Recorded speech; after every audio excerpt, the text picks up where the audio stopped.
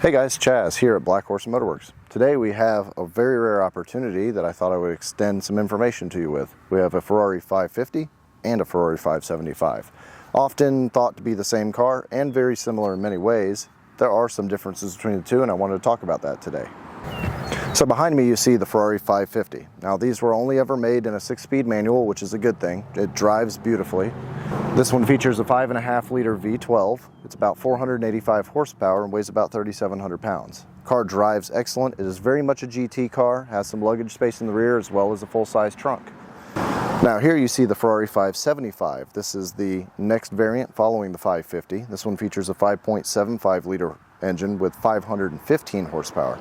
These were available in the same 6-speed manual as well as the F1 variant. Now overall, my personal taste, I prefer the manuals. They drive a lot smoother and a lot better than the F1, but the F1 at the time was brand new technology and resulted in many of these being featured or being built in an F1 gearbox because it was a new option. These are also fantastic to drive. It's also still a GT car with plenty of luggage space in the back. Now there are differences between these two engines, the 5.5 and the 5.75 liter. The 5.5 features a slightly narrower intake manifold and a few other engine related parts are different. However, you'll notice that a lot of things in this engine bay are the same. The brake booster, power steering reservoir, the coolant tank, battery location, air boxes, timing covers, all of these components are the same between the two models. You come over to the 575 and you can see it has a slightly wider intake plenum. It's for a slightly larger engine, but the other components that I just mentioned are all the same. Most of it visibly from the top. Unless side by side, you will never notice the difference. But very similar, not the same, the 550 headlights and the 575s. The 575s have these molded outcrops, whereas this is all one unit across the top. Now moving to the interior, quite a few differences here. So you can see this will have a slightly longer console. This is the 550 than the 575. The manual gearbox is definitely something that's, I find myself, desirable. The layout of the button switches, vents, and gauges are all here. Up top you have the oil temperature, fuel gauge, and the clock, as well as your standard gauge set on the top. Overhead console panel, mirror, steering wheel. A lot of these things you'll notice are the same between the two cars.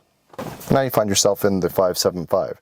As you can tell, it eliminates the overhead gauge cluster. The vents layouts are slightly different. You still have the same switches, though it's configured a little bit differently with a slightly different HVAC panel. The console is quite a bit shorter with the ashtray being located right here. And then as you can tell, this is an F1 car, so in place of your shifter, you have the automatic, traction control, and reverse selection switches.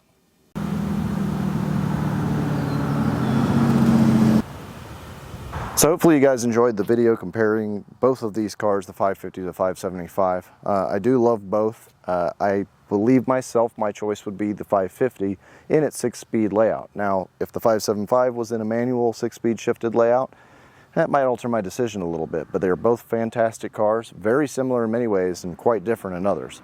Anyway, if you have any questions or any other notes you'd like to make about these cars or possible experiences with them, please comment below, share the page. The more you view, the more we'll make. I appreciate your time. Thanks.